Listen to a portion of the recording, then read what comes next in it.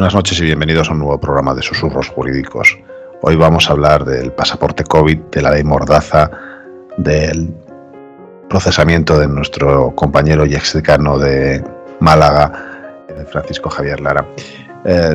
Para empezar, estamos aquí todos. Hoy está JR, está Mar, está Inma, está Antonio, está Yolanda y empezaremos hablando de toda la problemática que se está generando con el pasaporte COVID. Para eso, Antonio, Antonio nos va a dar, nos va a explicar un poquito toda la problemática generada con el pasaporte COVID para poder luego discutir si estamos de acuerdo o no estamos de acuerdo con ello. Antonio, te doy la palabra y luego te discutiremos cada uno de los argumentos que nos planteas.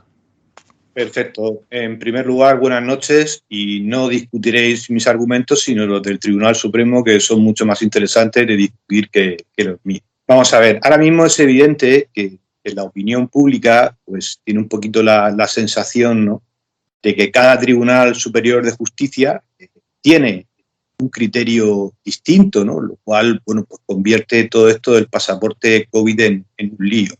Yo, después de leerme bastantes autos de TSJ, unos denegando y otros aprobando el pasaporte COVID, y sobre todo leyéndome la primera sentencia del Tribunal Supremo, la del 14 de septiembre de 2021, que avala el pasaporte COVID en Galicia, creo que no es así. Creo que sí hay unos criterios que parecen claros en los Tribunales Superiores de Justicia, por supuesto en el Tribunal Supremo. Hoy debemos de decir que se ha dictado la segunda sentencia del Tribunal Supremo de la Sala Tercera, sección cuarta, respecto a la autorización del pasaporte COVID en la Comunidad Autónoma del País Vasco. Lo que pasa es que han dicho que sí, lo han publicado, pero la sentencia no está publicada, con lo cual nos vamos a basar en el análisis muy concreto, vamos a ser muy escuetos, que hace la sentencia que avala el pasaporte COVID en Galicia, el Tribunal Supremo. Partiendo de la base de que, en primer lugar, sí podríamos indicar que la sentencia deja muy claro,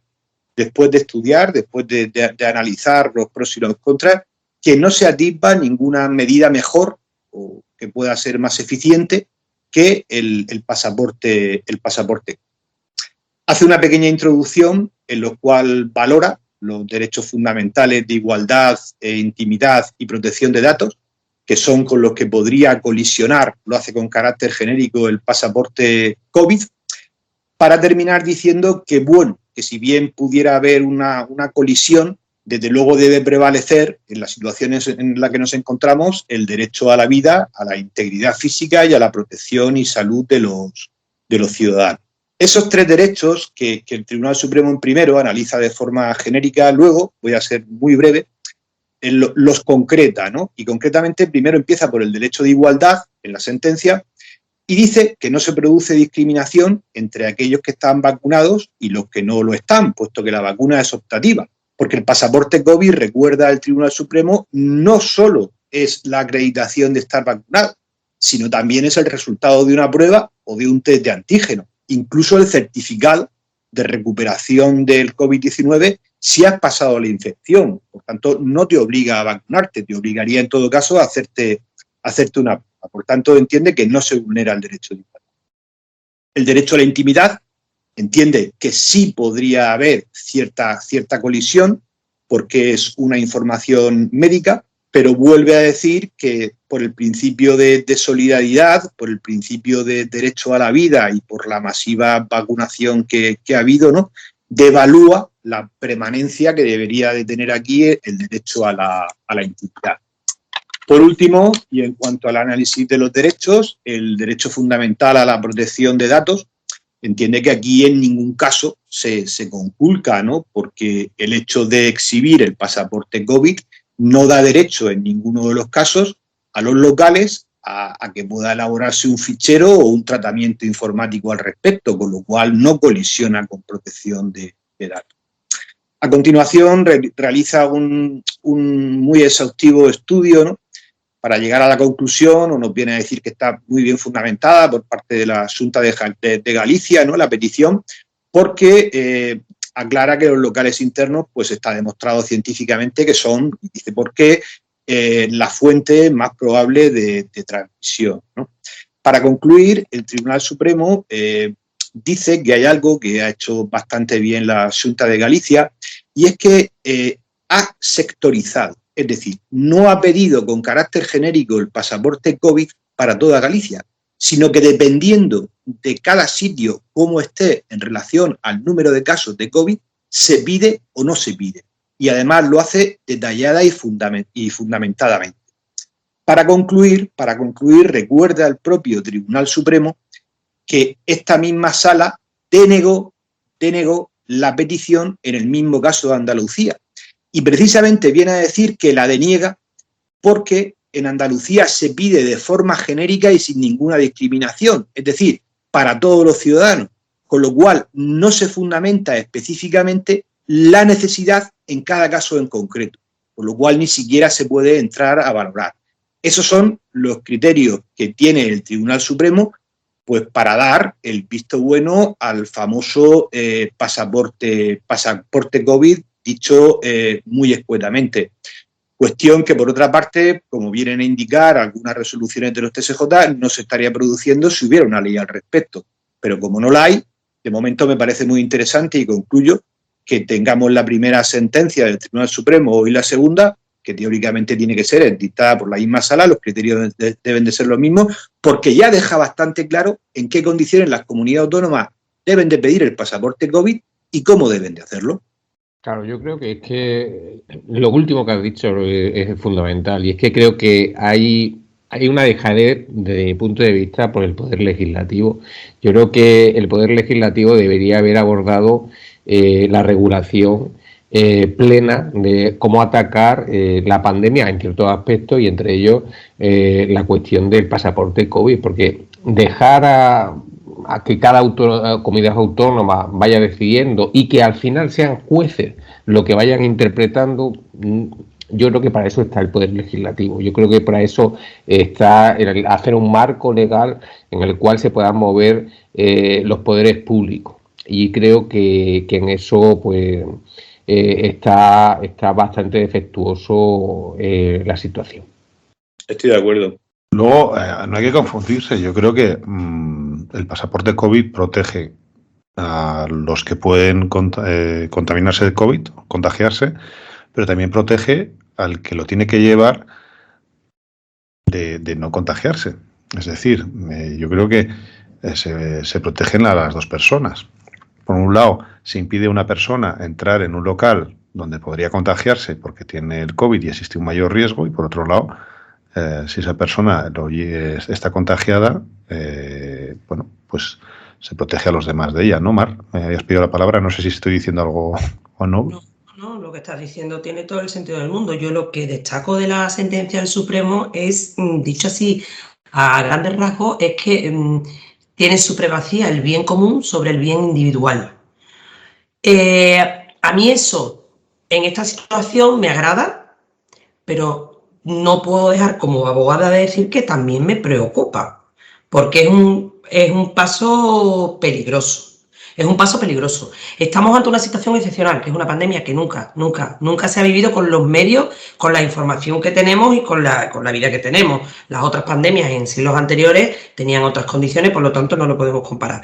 Y es verdad que nos estamos encontrando con situaciones anómalas, muy anómalas, y que nadie sabe cómo dirigir. Entonces yo, cualquier cosa que toque los derechos fundamentales, me da un poco de miedo. Me da un poco de miedo. Y aquí veo, pues, y yo soy partidaria de anteponer el bien común al bien individual, pero no dejo de mostrar mi preocupación. Y luego hay otra cosa que me pregunto, y es, independientemente del pasaporte COVID, yo en mi local me reservo el derecho de admisión. No, por eso, Willy, estás diciéndome que no. Yo me lo pregunto.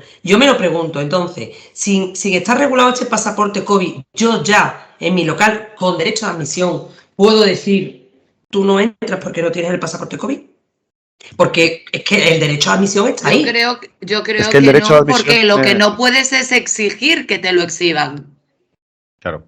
O sea, tú puedes tener derecho de admisión en tu establecimiento, pero pero a ver, Mar, tu pregunta era: yo tengo derecho de admisión en mi bar. Sí, derecho de admisión tendrás, pero lo que no puedes es exigirle a una persona sin una cobertura determinada, como puede ser, por ejemplo, ahora las sentencias del Tribunal Supremo, que esa persona te exhiba ningún pasaporte.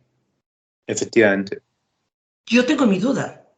Yo no tengo mis dudas. Es como si tú de repente en tu establecimiento, por mucho derecho de admisión que tengas, dices que exiges, pues no sé, a una persona ser nacida, no sé, en un país determinado. Cuidado. ¿Por qué te tiene que enseñar el DNI y los demás? Cuidado.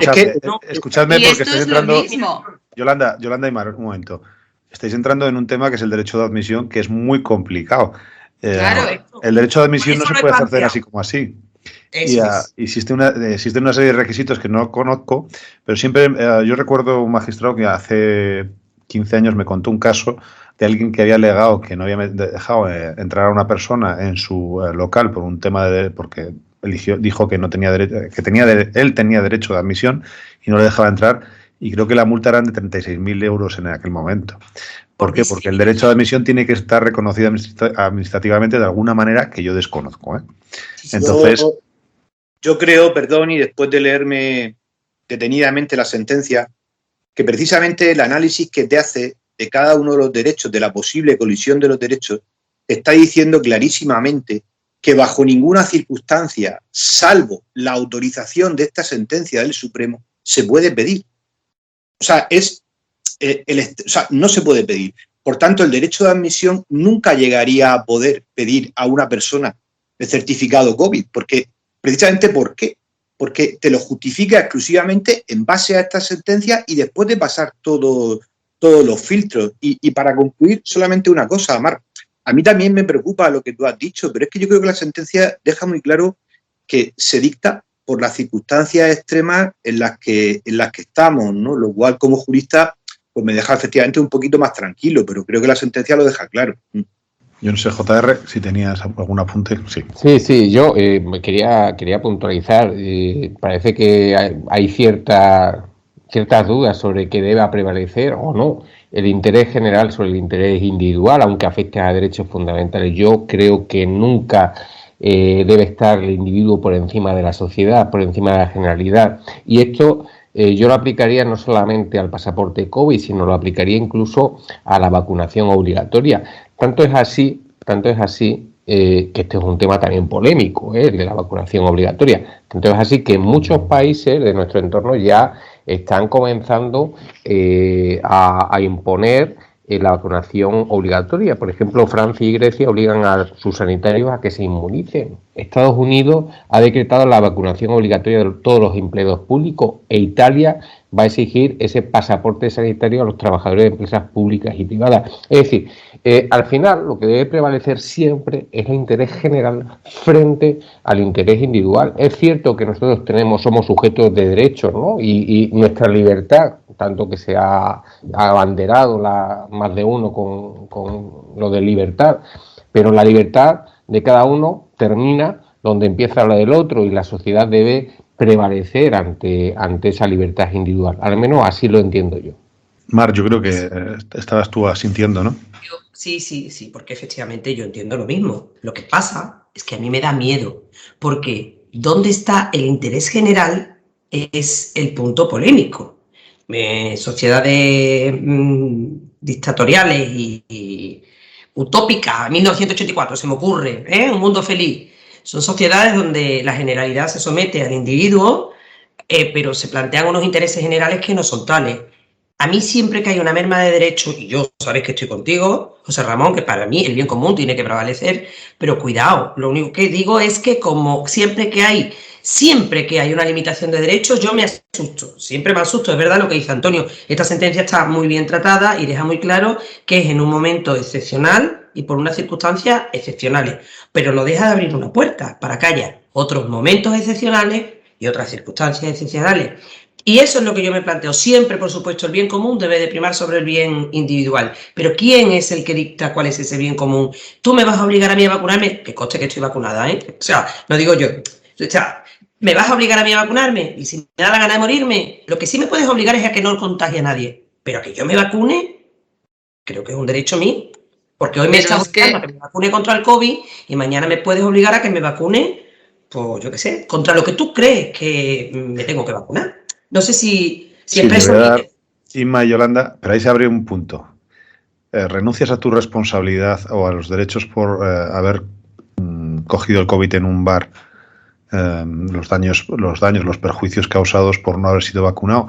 Ese es uno de los puntos a discutir. Yo no sé si Yolanda e Inma vais por ahí o no, pero yo... Es que el pasaporte COVID y la sentencia del Supremo no te obligan a vacunarte.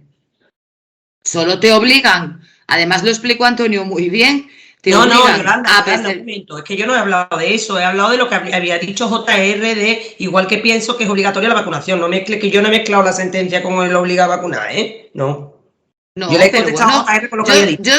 Correcto, pero bien, pues siguiendo la misma línea, yo no puedo obligar a nadie y entiendo que salvo que exista una ley, que era lo que decía JR, efectivamente, que no se ha hecho, la llevamos pidiendo desde creo que el primer programa, estamos comentando el tema de que se dijo que se iba a hacer y seguimos sin ella, desde el primer o segundo programa hablamos de este tema. Entonces, en tanto en cuanto no exista esa ley, las vacunas son voluntarias.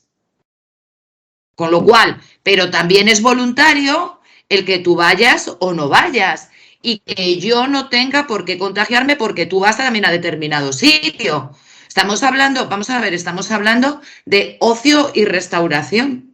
Sí, pero eso ya en Francia yo creo que han empezado a ampliar el elenco de puestos. Y luego, ojo, incluso en Francia han ampliado a lugares de trabajo, claro, en los que las personas que no estén vacunadas tienen que hacerse las pruebas día a día. Claro, ahí, claro, Yolanda, yo por ejemplo, si os planteo un caso práctico. Imaginaros que un trabajador contrae el COVID y no ha querido vacunarse. ¿Quién tendría que pagar la baja laboral? ¿El Estado, el empleador o el trabajador? A lo que voy de las responsabilidades, que ahí tenemos la discusión. ¿Sería justo que el empleador que no puede obligar pague? ¿Sería justo que la baja la pague el Estado? ¿O sería justo que la persona que ha asumido el riesgo de no vacunarse pague la baja? Es una discusión, Yo lo tengo muy claro que no es fácil, pero no es fácil y volvemos a colisión de derechos y problemas que se tendrán que plantear y que se terminarán planteando, O sea, yo no tengo ninguna duda que esto que está planteando antes o después se va a plantear. Yo me iba a volver muy viejuna y iba a apartar una cosa que no es nada jurídica, pero yo recuerdo... O sea, que esto que estamos hablando para mí no es nuevo. Yo recuerdo en tercero o cuarto de GB, no recuerdo exactamente la fecha. Yo soy nacido después de la Constitución, ¿vale? En democracia. Pero en un campamento a mí me exigían una cartilla de vacunas. Y si no tenías esa serie de vacunas, yo no podía ir a ese campamento. Y me lo exigían desde el colegio porque era un campamento que organizaba el colegio. O sea, no estamos hablando, ni hemos descubierto la pólvora, ni nada de nada. O sea, esto ya se viene planteando hace muchos años, que ya tengo una edad, ¿vale?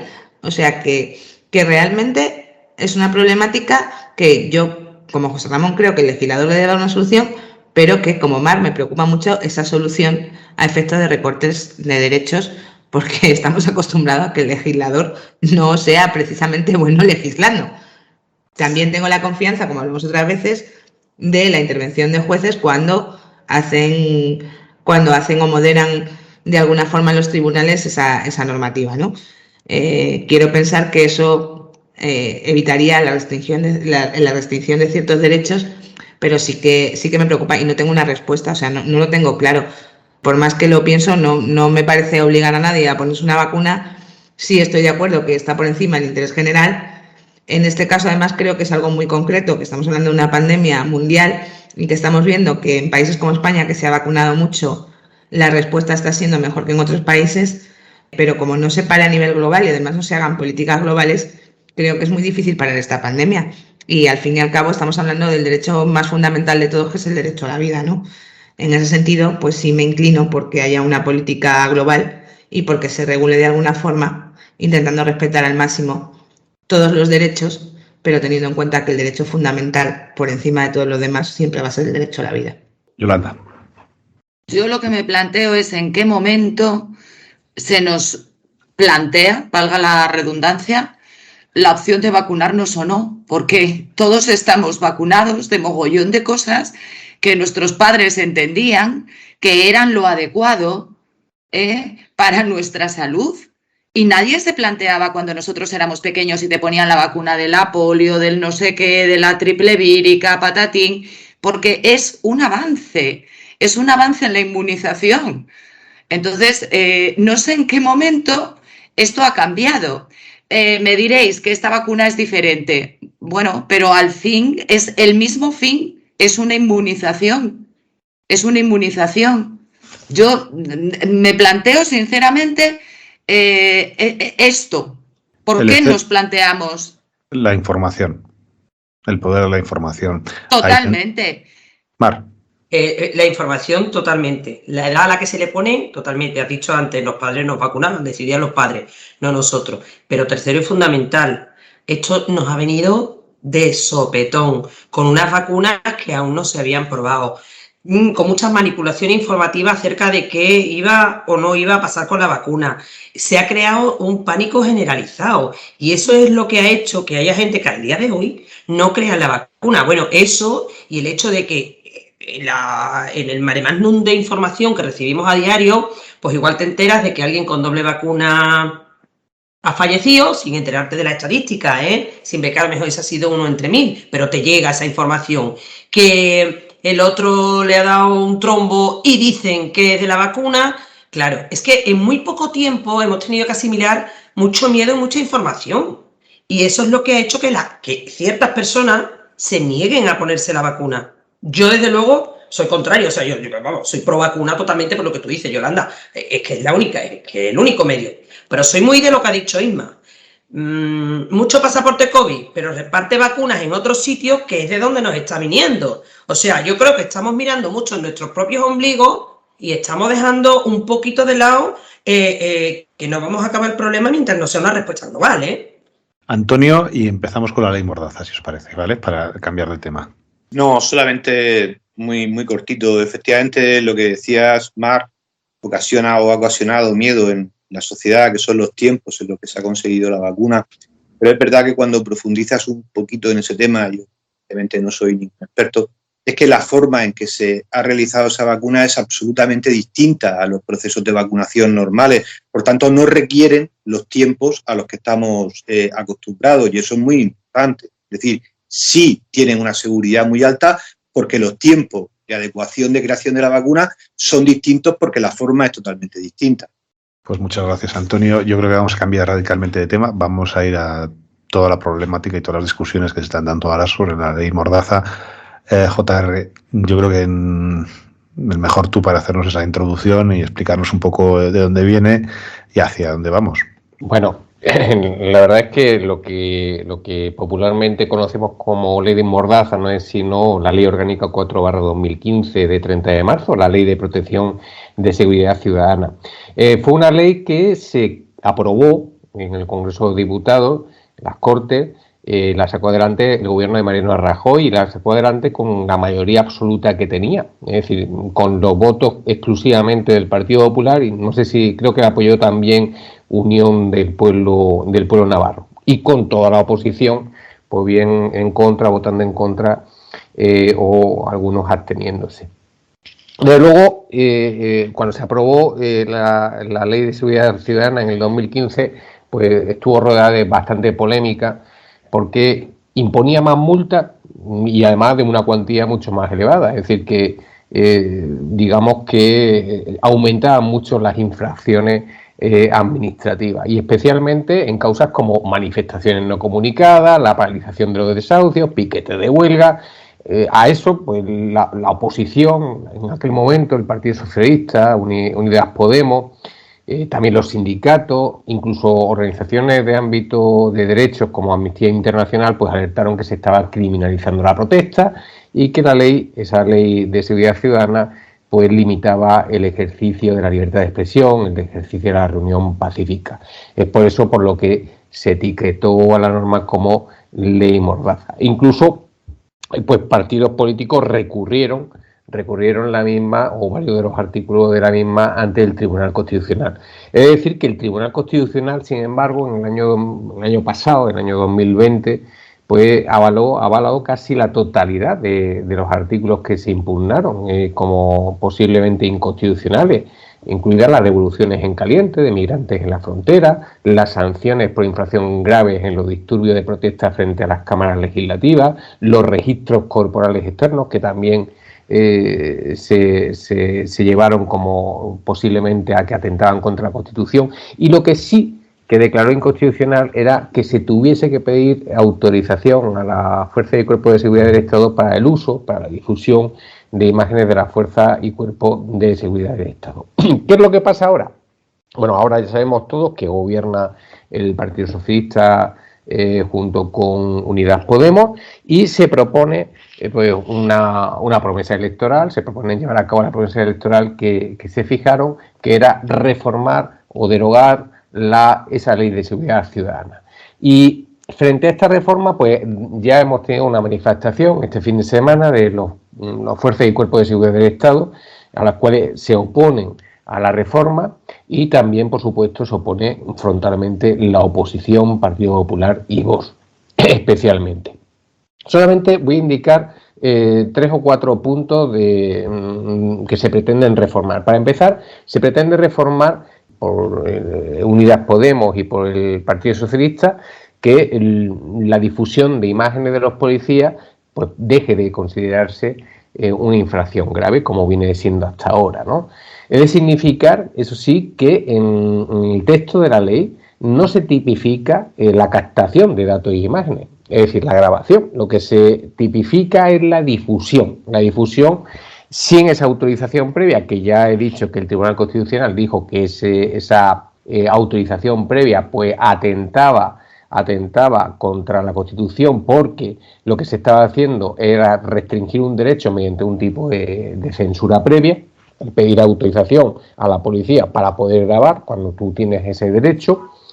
Y lo que se pretende por PSOE y Unidas Podemos es reformar ese artículo para que no constituya infracción la mera toma de imágenes en lugares de tránsito público, en manifestaciones o su mera difusión. Si bien, ojo, mantiene lo que es la consideración de infracción grave cuando el uso de las imágenes generase un peligro cierto para los agentes, ¿no? También se quiere reformar lo que es el principio de veracidad. Para que lo entendamos, en la Ley de Seguridad Ciudadana lo que se viene a establecer, en la ley del año 2015, es que la versión del agente, del policía, era suficiente. Goza en todo caso de presunción de veracidad para incriminar al ciudadano. En el nuevo texto que se propone reformar, lo que se propone es que el acta que extienda el agente va a gozar de esa presunción de veracidad de los hechos que en ella se consignan.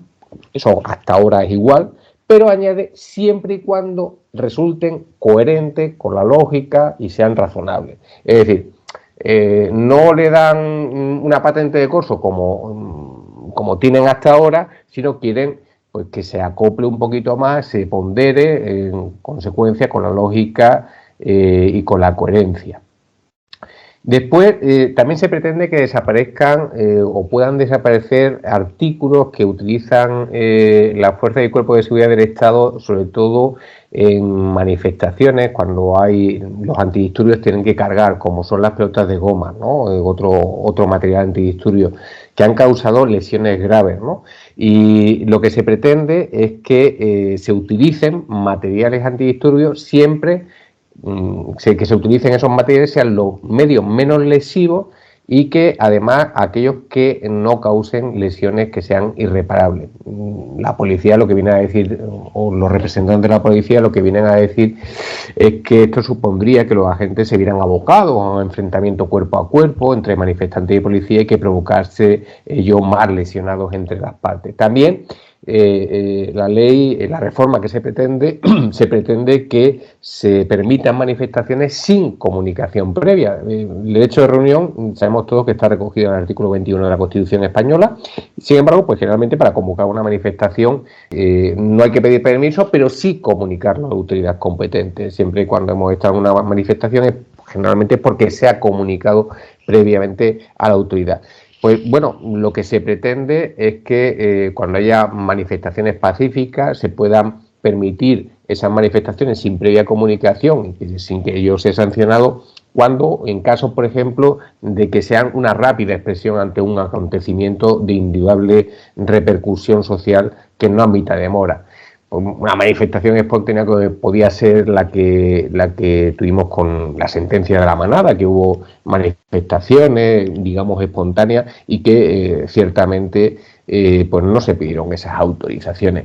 La policía o los representantes de la policía, cuando hablo de la policía hablo de los sindicatos, lo que vienen a decir es que si no se comunican las protestas, pues va a suponer que no estén preparados los dispositivos policiales por si se convierte en una manifestación que en principio la pacífica se puede convertir en violenta y que por lo tanto pues no van a poder contener esa violencia y se van a multiplicar los altercados.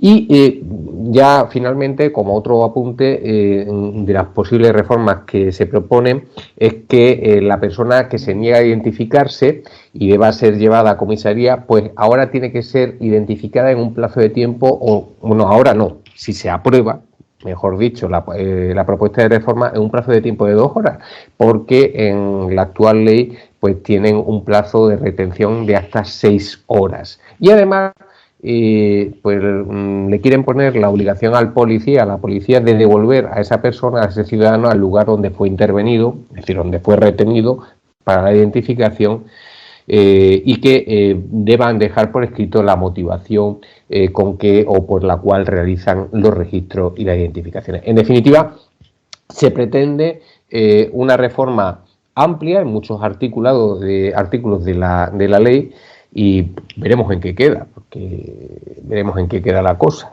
Yo le voy a dar la palabra a Inma. Estaba pensando en la serie Antidisturbios, que debe ser una serie que debe estar muy bien, que no la he visto y que tengo ganas de verla porque todo el mundo me habla muy bien. Todas estas medidas pueden estar muy bien o muy mal. Al final yo creo que si todo el mundo es como debe ser, pues no sería necesario. Y lo digo por las dos partes. Es decir, y entonces, ¿cómo se controla esto? El otro día leía un policía que decía la mejor manera es que nos pusiesen esas cámaras que ya llevan en muchas series americanas, que las llevan pegadas en el peto y se ve exactamente lo que están viendo ellos y lo que está pasando, incluso para controlarles a ellos mismos. Y a mí según estabas hablando, JR, se me venía una película americana que es una matanza que existe en una ciudad afgana, es una película tremendamente dura sobre un juicio que se les hace a unos militares que están siendo acorralados y se produce una matanza. Y es bestial la interpretación, cómo vas viendo el acoso al que están siendo sometidos los militares, pero luego cómo se están viendo otras cosas distintas. Entonces es muy, muy interesante porque se ven las dos visiones, la de la matanza por un lado, la de la posición de los militares acosados o cogidos por otro, y cómo tienes que ver cuál es el punto de vista. No te lo deja muy abierto, o sea, te quedas con mal cuerpo porque no sabes al final qué opinar, ¿no? Pero esto es un poco lo mismo, es decir, ¿no? Por un lado, me parece que es proteger, Inma, derechos, y por otro lado es... ¿no? Es que para mí al final es que vivir bajo la vigilancia de una cámara no va a ser nunca algo que me parezca proteger derechos. Creo que es cierto que debe encontrarse un sistema. Ahora iba a poner un ejemplo, por eso pedí la palabra, de lo del principio de veracidad, para que se entienda cuando hablamos de eso, cuando hablamos en cuanto a los cuerpos y fuerzas de seguridad del Estado. Voy a poner un ejemplo muy claro que he tenido yo en el despacho. Pero no sé si yo me sentiría bien sabiendo que los policías llevan todos una cámara. Pues no lo sé, no te puedo decir, Willy. Yo creo que hay que encontrar el término medio. Yo soy anti-ley Mordaza, lo soy desde que se publicó esa ley, creo que es una ley represora. Se está produciendo o se está proponiendo una reforma de esa ley, que además de una promesa electoral es que además tenemos al Consejo de Europa que nos ha instado a reformar esa ley porque entiende que la ley de seguridad ciudadana tiene un potencial represor, o sea que ya nos están advirtiendo desde Europa. Cierto es que también reconocen que el Constitucional ya se ha pronunciado, pero le hacen ciertas matizaciones a lo que el Constitucional dice, le hacen matizaciones a las multas que pueden ser casi penales, las llaman así de alguna forma por la cuantía tan elevada que hay en esas multas. Pues al final no deja de ser una ley para mí represora y por lo tanto lo que para mí correspondería sería la derogación. Creo que deberíamos empezar de nuevo, no reformar una ley que para mí de inicio ya nació mal. Vuelvo a lo mismo de siempre, el legislador se empeña en hacer las cosas mal y al final pagamos todos y nos recortan derechos. Esto creo que es importante y creo que si Europa nos está dando un toque debemos hacer caso. Si no llegamos a hacer una nueva ley que regule todas estas cosas de otra forma, pues por lo menos que se produzcan estas reformas, que ya veremos, como dice José Ramón, en qué queda. Yo iba a hablar del principio de veracidad para que nos entiendan un poco, me gusta que nos entiendan mucho con ejemplos prácticos. Yo iba a hablar de un principio de veracidad que me pasó durante la pandemia. Sabéis que durante la pandemia ya hemos hablado más veces la cantidad de multas que se pusieron y que no se podían poner y que luego se han recurrido y demás. Bien, pues yo tengo una multa recurrida y ganada que ahora me llega por otra vía. Esto es lo que pasó. Hay una serie de gente en la puerta de un bar y policía local se acerca y toma los datos de una serie de personas. A esa serie de personas solo le toma los datos, no pone nada más, o sea, no hacen nada más. Se marchan y a esas personas, a varias, le llegan unas multas. A una de las mías le llega una multa, multándola porque estaba bebiendo en el exterior cuando se supone que no se podía, y además la intentan multar por una ley de protección de los menores contra el abuso del alcohol y que no se puede hacer botellón en la calle. Total, aquella multa, como cualquiera puede saber, pues era perfectamente recurrible, porque para empezar no se le podía aplicar a un mayor de edad semejante barbaridad. Bueno, ganamos. Bien, sorpresa, meses después le vuelve a llegar otra multa, esta vez por la vía que sí tiene que llegar, ¿vale? Llega a través de Sanidad, diciendo que estaba fumando en la calle, sin mascarilla y sin distancia. Claro, esa multa vuelve a estar recurrida. Ahora resulta que, claro, principio de veracidad de los agentes. Perdone usted, dijo que estábamos bebiendo en la calle. Ahora me viene usted a decir que yo estaba fumando y que no guardaba la distancia de seguridad. ¿Me puede explicar usted cuál es la verdad de todo lo que usted me está diciendo? O sea, y aquí tenemos que plantearnos, o sea, lo que digan los agentes es lo que vale. Bueno, pues aquí tenemos agentes que han dicho dos cosas diferentes en dos ámbitos diferentes. Principio de veracidad de los agentes, para mí, pues espero que, todavía estoy esperando la resolución, qué es lo que nos digan y qué nos van a decir. Pero evidentemente no solo hay una denuncia recogida con los hechos exactamente que pasaron, sino simplemente una toma de datos y que luego los policías van a comisaría y dicen lo que ellos entienden que han visto. Y como digo, en dos procedimientos diferentes dicen dos cosas diferentes y se contradicen.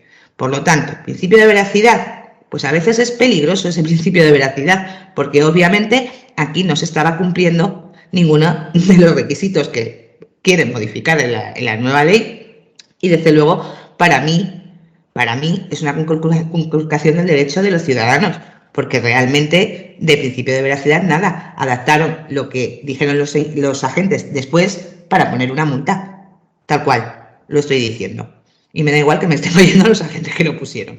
Esa es la realidad de una cosa que yo tengo en el despacho y que tengo recurrida y que todavía no sé, ya os diré el resultado, pero que entiendo que quien lo verá bastante claro, porque yo aporté el primer recurso en el que la policía se ratifica en lo que había dicho en un inicio, que estaban bebiendo en la calle. ¿Vale? De hecho, para muchos juristas, la propuesta de reforma que se hace ahora, pues entiende que es insuficiente, porque no se elimina completamente precisamente esa presunción de veracidad, porque como he dicho, en la propuesta de texto de reforma de ese texto, lo que dice es que el acta que se extienda gozará de presunción de veracidad de los hechos en ellas consignados, pero siempre que resulte coherente con la lógica y razonable, ¿no? Entonces, pues se critica eso porque dice que esa reforma es insuficiente porque no se elimina completamente, lo que convierte en potencial infractor a cualquier persona y conculca la presunción de inocencia. Yo ahí tengo también mi reserva, ¿no? Pero en todo caso, lo que tengo claro es que siempre al final puede haber un control, y si recurre va a haber un control judicial. Y ese control judicial, los jueces van a valorar las declaraciones de todas las partes, de todos los actores, dentro de la regla de la sana crítica y con la lógica, esa lógica que viene en el texto, en el nuevo texto, la reforma y demás, pues lo van a valorar perfectamente. Es cierto que, como ocurre con los informes forenses, como ocurre con los informes periciales de los juzgados, pues está claro que los jueces pues siempre van a tender a creer más a una persona que no tiene ningún interés, se supone que no tiene ningún interés, ningún ánimo y que defiende el orden público, en este caso, o la legalidad, ¿verdad?, que a lo mejor a un presunto infractor cuando no haya otros factores, otras circunstancias sobre las cuales se pueda apoyar, otras pruebas para que nos entendamos. Pero, desde luego, insisto, al final van a ser los jueces, dentro de la sana crítica y la valoración, los que pudieran llevar a cabo esa veracidad o no. Sin ninguna duda, pero yo contaba este caso porque ¿no os parece que es llevar las cosas al límite del absurdo? Esta costumbre que tiene la administración de que tengamos que terminar sí o sí en un juzgado porque nunca reconocen sus errores o casi nunca, es la realidad jurídica que nos encontramos en el contencioso administrativo. Es muy difícil que una administración reconozca su error. En el caso, como he dicho, del ayuntamiento, cuando pone la primera multa es el ayuntamiento, efectivamente se nos da la razón, pero se nos da la razón porque es que era aplastante y aún así pensé que terminábamos en el juzgado, pero efectivamente nos dieron la razón, pero nos dieron la razón porque nos tuvieron que dar a nosotros a más las 10.000 multas seguramente que habían puesto, porque como ya os digo, es que estaba tan mal hecha, tan mal argumentada jurídicamente que es que sabían que se lo iban a tumbar todo. ¿Ven? Se me ha pegado lo de tumbar, en fin, que sabían que cuando llegara al juzgado con toda probabilidad aquello no iba a prosperar, pero lo normal es que la administración siga adelante y al final te ves en un juzgado con cosas tan absurdas como lo acabo de contar, que lo que acabo de contar es el límite del absurdo.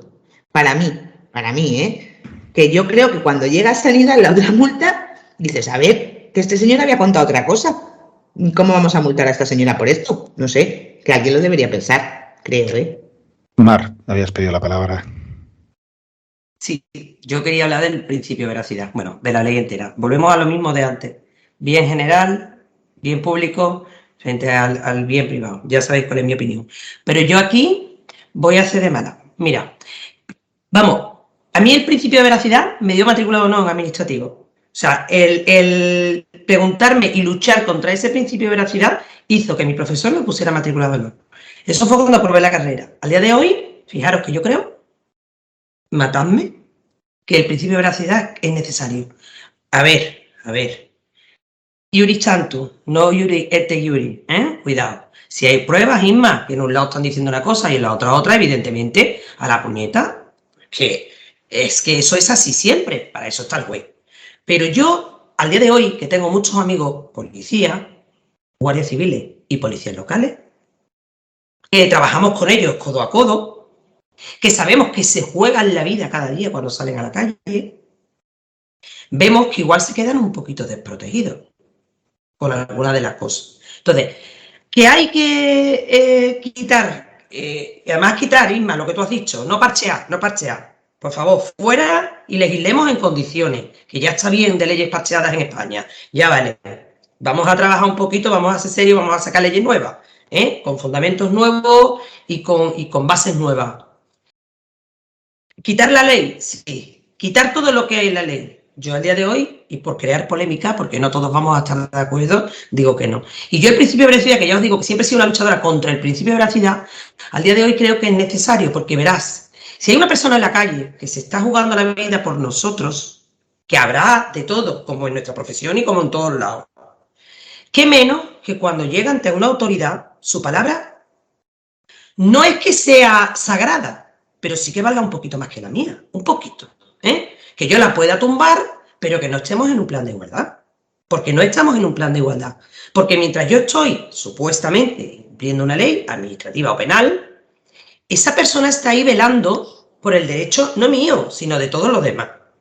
Y se presupone que está haciendo bien su trabajo. Con lo cual, algo hay que darle ese juego, Esa es mi opinión. Yo sé que no estaréis de acuerdo conmigo, pero no podía dejar pasar estas intervenciones sin decir que, bueno, que hay que... A ver, Mar, pensar un poquito por el otro lado. Yo pienso por el otro lado, como tú, trabajo codo a codo con ellos, tengo familia, amigos y creo que es muy difícil con la cantidad de guardias civiles, policías y demás que tenemos en España, que alguien nos toque de cerca conozcamos a alguien. Independientemente de eso y teniendo en cuenta que efectivamente son quien está ahí para protegernos y nosotros trabajamos directamente con ellos, creo que hay que encontrar el término medio. Yo no quiero que se desproteja en ningún caso las fuerzas y cuerpos de seguridad del Estado, pero es que en cuanto a eso, el primero que los desprotege es el Estado. Hablemos de chalecos, hablemos de coches, hablemos de la cantidad de instrumentos que no tienen, entiéndeme. O sea, que realmente yo no estoy en contra de que se proteja a las fuerzas y cuerpos de seguridad del Estado. Efectivamente están ahí para protegernos y para proteger la legalidad, pero eso no quiere decir que, como estoy diciendo, se produzcan cosas como la que estoy contando, que son realmente absurdas y que tendrían que tener una vía mucho más regulada, porque sí, acabar en un juzgado. Entiéndeme. Dos declaraciones contradictorias, está claro que hay el principio.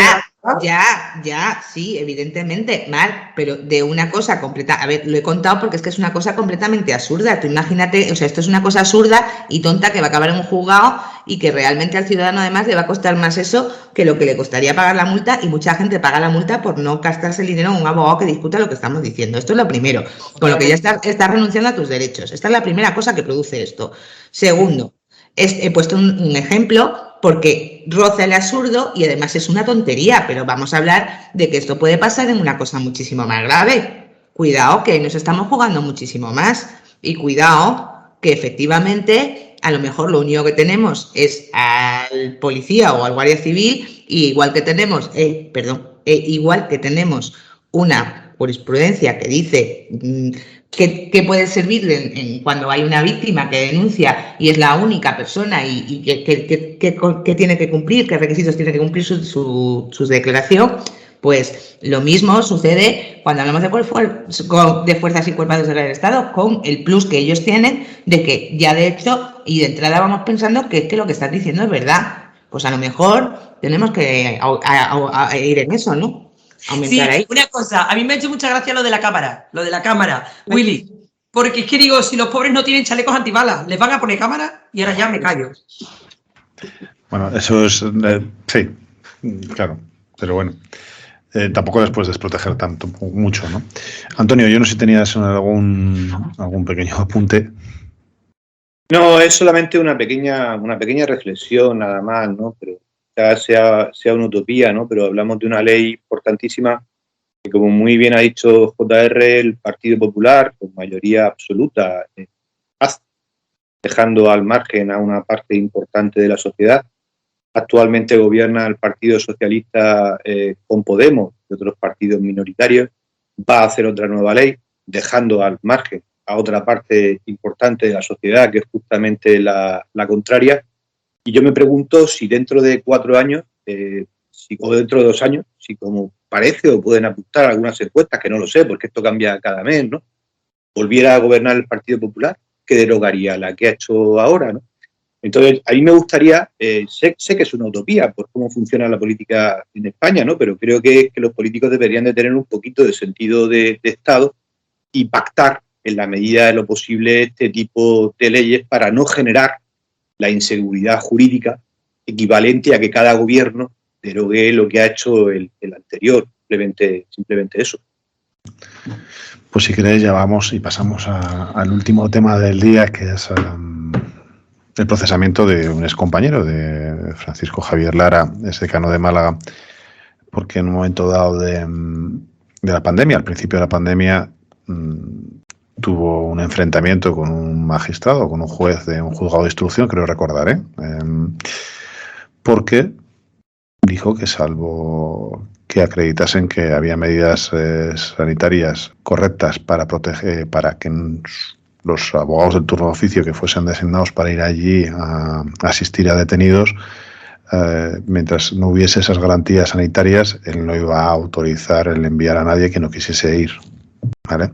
Y daba la alternativa de que se realizasen los juicios, las asistencias por vía telemática, creo recordar. Es decir, no se negaba a dar el servicio, sino que imponía o pedía que se hiciesen por vía telemática. Todo esto ha terminado en un procesamiento contra una persona que lo único que ha defendido es un bien superior, que es que la gente no cogiese un virus que en ese momento nos llevaba a la muerte. Esta pelea entre la magistrada, o esta discusión o este enfrentamiento, a terminar en un procesamiento por un delito de desobediencia. Nosotros, todo el mundo está muy indignado, yo creo que todo el mundo está mostrando su apoyo a Javier, pero también es verdad que tendría que haber una movilización masiva de la abogacía, entiendo, ¿vale? ¿Por qué? Porque muchas veces, aunque este enfrentamiento podría haberse llevado por otros cauces igual o no, lo cierto es que cuando alguien tiene miedo o cuando... yo siempre pongo el caso radical, es decir, imaginaros que se envía un abogado que no quiere ir a realizar esa guardia y esa persona se coge el COVID y termina ingresado y termina en una situación o fallece. ¿De quién es la responsabilidad?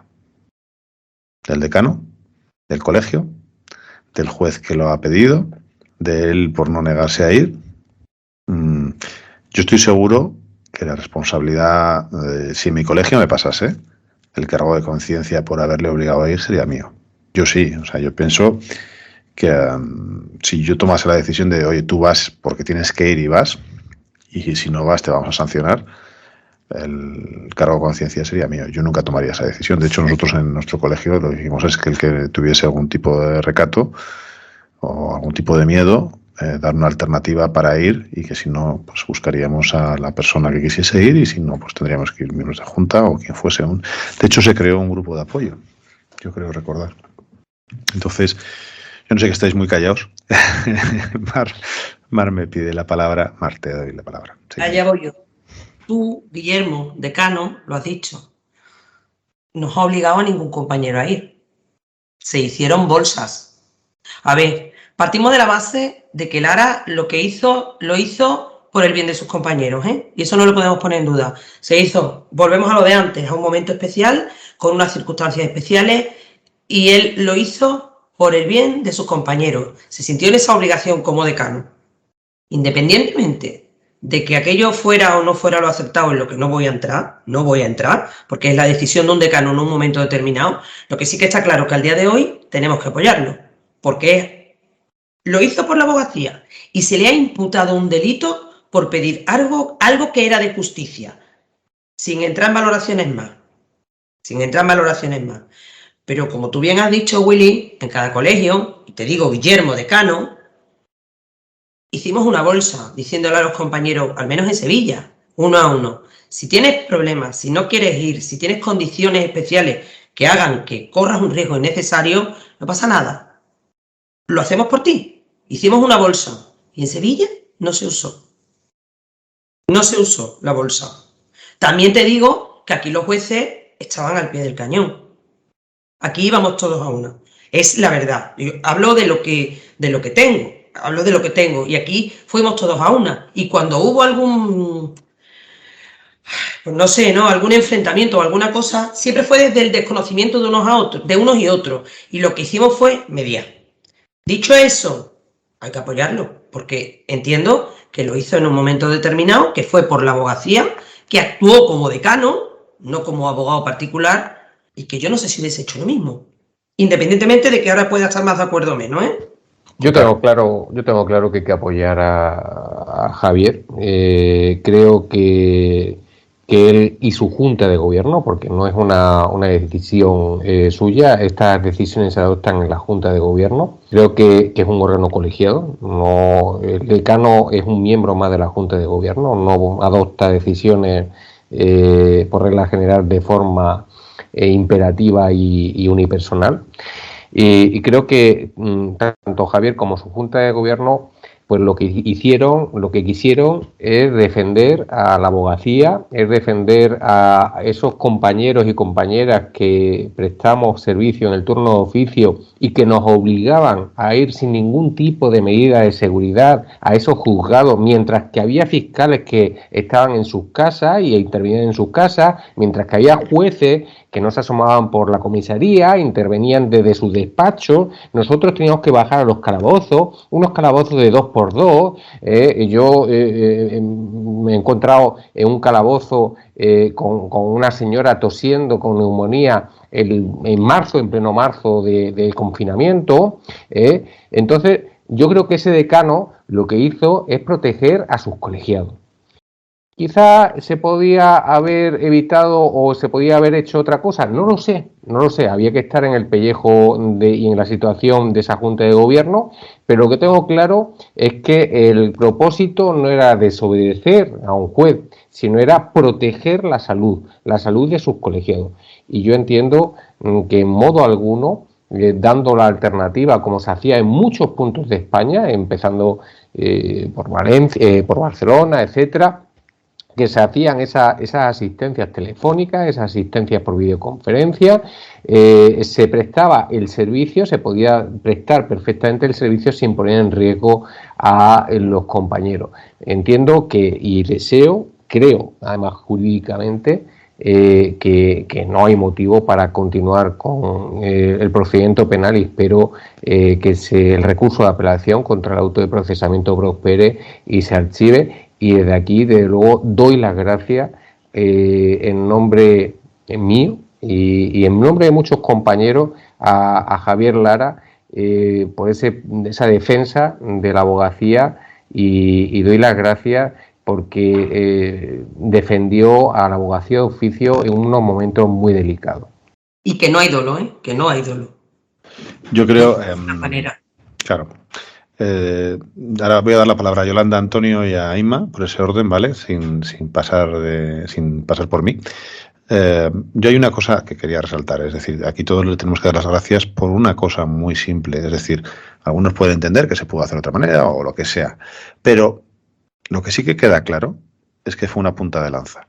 Es decir, la inercia que se agarró gracias a lo que él hizo que muchos pensasen en eso de enviarnos a los calabozos. Y a mí en Burgos me costó un poquito más, pero no mucho, estamos hablando de días. Pero la punta de lanza y ver la repercusión que tuvo lo que hizo él, influyó muchísimo en muchísimas decisiones de muchísimos juzgados. Y eso es para agradecer. Y ojo, y el ser punta de lanza hay que tenerlos bien puestos a su Junta de Gobierno para serlo. Hay que ser muy valiente para tomar una decisión así, que puede ser luego acertada o no acertada, pero como hablan en las acciones mercantiles de responsabilidad de administradores, no se puede evaluar una acción que se ha tomado 4 años antes cuando ya sabes el resultado 4 años después, ¿vale?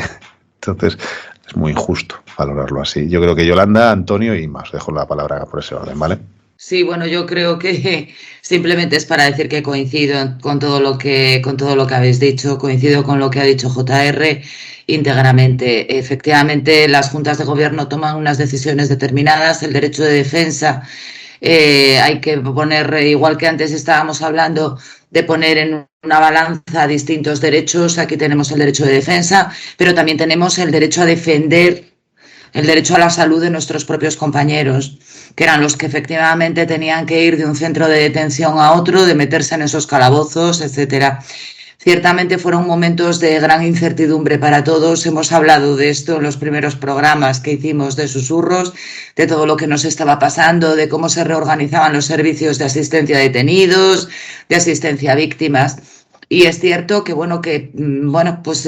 hay veces que las personas tienen una distinta sensibilidad.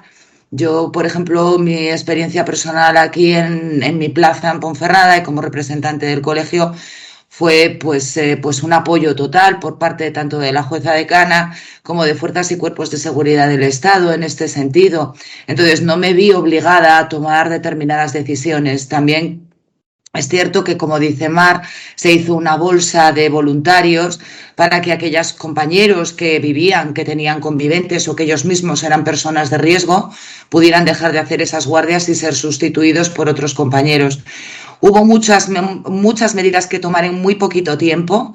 Todos nos pusimos muy nerviosos, es cierto, y tomamos las decisiones que en aquel momento consideramos que eran las acertadas. Yo tampoco sé si acerté o me equivoqué, pero lo que sí sé es que acierto plenamente en darle mi apoyo, se lo he mostrado públicamente también. Mi junta de gobierno le ha dirigido también el apoyo institucional de nuestro colegio, y entiéndase que esto no quiero tampoco que se vea como un corporativismo, para nada, no es corporativo, es simplemente el apoyo a una persona que toma una decisión en nombre, con el respaldo evidentemente de su junta de gobierno, y que valora por encima de todo el derecho a la salud de los colegiados que prestaban ese servicio de guardias. Y también me parece un poco de cabezonería por parte de lo que decía al principio, de determinadas personas que ostentan, bueno, pues el poder de jurisdicción, vamos a decirlo así, en no ver precisamente que ellos estaban protegidos o no protegidos, pero bueno, estaban en su juzgado, en su puesto de trabajo, con todo cerrado, y que solo eran los abogados los que se tenían que dirigir, como nos dirigimos habitualmente, de un centro de detención a otro. Creo que ahí sí que las distintas sensibilidades y el distinto saber ponerse en el lugar de otro, pues no fue debidamente valorado. Pero por encima de todo, pues mi apoyo a Lara, por supuesto. Antonio. Yo quiero expresar desde aquí lo que ya he expresado públicamente como decano del Colegio de Abogados de Cartagena, que es mi apoyo y el junta de gobierno absoluto hacia Javier Lara, ¿no? En aquellos momentos que fueron muy complicados para todo el mundo, yo podría ser ahora Javier Lara, porque yo tuve una discusión muy grande, que se atrancó de aquí, dejémoslo allí, ¿no? En el cual tuvo que mediar, creo que muy acertadamente, el entonces juez decano, y aquello quedó en nada y se tomó una solución que fue muy aceptable para todos, pero si no hubiera mediado, creo que mis letrados no hubieran ido. O sea que yo, pues ahora mismo, podría ser Lara, ¿no? Como os he dicho al principio, voy a ser muy breve. Yo creo que, como decía Mar, no puede haber nunca dolo, porque creo que no hubo ninguna intención en la desobediencia, ¿no? Sino la intención era la salvaguarda de la salud de sus compañeros en determinadas circunstancias que se entendían imposibles de prestar el servicio, ¿no? Creo que al final es un poco, cerramos el círculo con la sentencia que hemos empezado del pasaporte COVID, ¿no? A la hora de valorar derechos, ¿no? Bueno, pues esa sentencia decía que al final el derecho a la salud y a la integridad física en cierta forma debía de primar sobre todo lo demás. Aquí lo único que ocurre es que se entendía que no se garantizaba ese derecho y por tanto no se prestó ese servicio, pero creo que nunca hubo ningún ánimo de desobediencia. Creo que está todo dicho ya y además perfectamente por vosotros y no me queda nada más que añadir que lo que he dicho. Bueno, pues solo quedo yo, por supuesto, como todos, apoyo evidentemente a Lara y me parecen importantes dos cosas que hemos dicho. Primero, la punta de lanza que ha dicho, no voy a repetir todo porque estoy de acuerdo con todos, pero sí me parece importante dos cosas que hemos resaltado. La punta de lanza que fue Lara, yo ya he explicado en otros programas, en el grupo que estamos, que éramos 180 compañeros, cómo nos organizamos, cómo intentamos, y siempre he dicho que la respuesta de la abogacía, y que estoy orgullosa de la respuesta de la abogacía del turno de oficio, porque todo el mundo prestó el servicio, que había gente y compañeros que aun siendo de riesgo decían da igual, yo voy. La mayoría de la respuesta fue así. También es cierto que cuando pasa lo de Lara, la respuesta del grupo, como está siendo estos días, una vez que ha sido procesado, se ha abierto el autoprocesamiento, está siendo unánime de apoyo a Lara y de agradecimiento a Lara, porque realmente sí necesitamos en algunos sitios que pasara lo que pasó con Lara, como ha dicho Willy. Entonces, lo demás creo que es cuestión de sensibilidades, cabezonerías, quizás como dice Yolanda. Como dice Antonio, él se encontró esa situación y se encontró una forma de mediar. En esos momentos creo que se tendría que haber pasado, pero en este momento actual en el que estamos, creo que a estas alturas ese auto nunca debería haber prosperado y que no deberíamos estar en esta posición, sinceramente. Creo que todos los jueces y magistrados de España, o muchos de los que conozco, la mayoría, reconocen la labor de los abogados del turno de oficio, y creo que todos saben hasta qué punto nos arriesgamos, con lo que a estas alturas que no se haya de alguna forma hecho entender eso a la persona que ha abierto este auto de procesamiento, me parece un absoluto despropósito. Por todo ello, no es corporativismo, como es la segunda cosa que quería decir, como decía Yolanda, sino una respuesta unánime de quien dio una respuesta unánime cuando se nos necesitó. Pues bien, se nos necesitó y estábamos, pero tampoco nos pueden exigir que nos juguemos la vida y porque alguien defienda que nos juguemos la vida, ahora esté procesado. Con todo eso, pues creo que todo lo habéis dicho muy bien, no tengo nada más que decir, y todo el apoyo y el agradecimiento a Javier Lara, y porque sigamos siendo una abogacía del turno de oficio dispuestos a reivindicar. Yo no sé si alguien más quiere añadir algo, Mar. Sí, yo quiero añadir para terminar con el tema, porque creo que debemos, como abogados que somos, concluir diciendo, bueno, que esto está sub judice, que está en un juzgado, como bien ha dicho JR, que esperamos que impere el sentido común y que el recurso prospere y que esto acabe como no debería de haber empezado. Y es cada uno en su casa y, por favor, sin enfrentamientos, porque tengo amigos también jueces, magistrados, he hablado mucho de este tema con ellos y da la sensación de que ha sido lo que decía Yolanda, ¿no? Aquí corporativismo un poco por un lado y por el otro. Y no debe de ser eso, debe de imperar el sentido común, pensar que esta persona hizo algo excepcional en un momento excepcional, que como bien ha dicho JR, no era una persona, era una representación de una junta de gobierno que además se ha atribuido el acto como propio y con toda la razón, y yo creo que lo que estamos haciendo es toda la abogacía atribuirnos el acto como nuestro propio por entender que no hay dolo. Que seguimos confiando en la justicia y que estamos seguros que ese recurso tiene que prosperar, que va a prosperar y que va a imperar el sentido común. Y ahí ya me callo. Pues estaba buscando el final de una película, que ahora no me acuerdo, no sé, yo pensaba que era de Mississippi, que en las conclusiones finales le preguntan al jurado, ¿usted habría mandado a su hijo allí? Vale, pues no hay más preguntas. Con eso, nada, daros las gracias a Inma, JR, Yolanda, Mar y Antonio por estar otra noche aquí con nosotros. Yo creo que ha quedado un programa muy interesante para que todo el mundo escuche, así que espero que hayáis llegado hasta el final. Buenas noches.